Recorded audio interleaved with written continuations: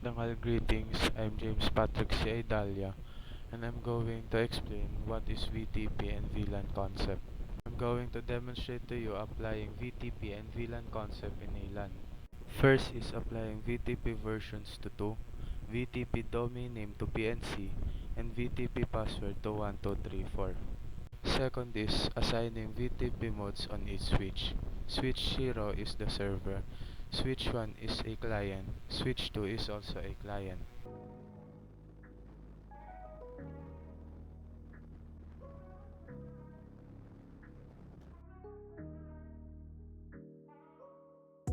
Once you are done setting up your VTP servers and clients, you need to add a VLANs in each server. VLAN ID 10 is the admission, VLAN ID 2 is for the registrar, VLAN ID 30 is for the accounting, and lastly VLAN 40 for the computer lab.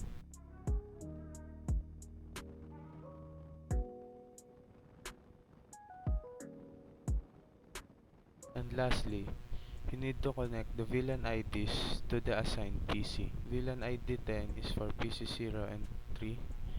VLAN ID 20 is for PC 1 and PC 4. VLAN ID 30 is for PC 2 and PC 5.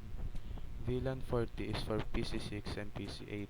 After that, you can now test the connections of each PC. That's all. Thank you for listening.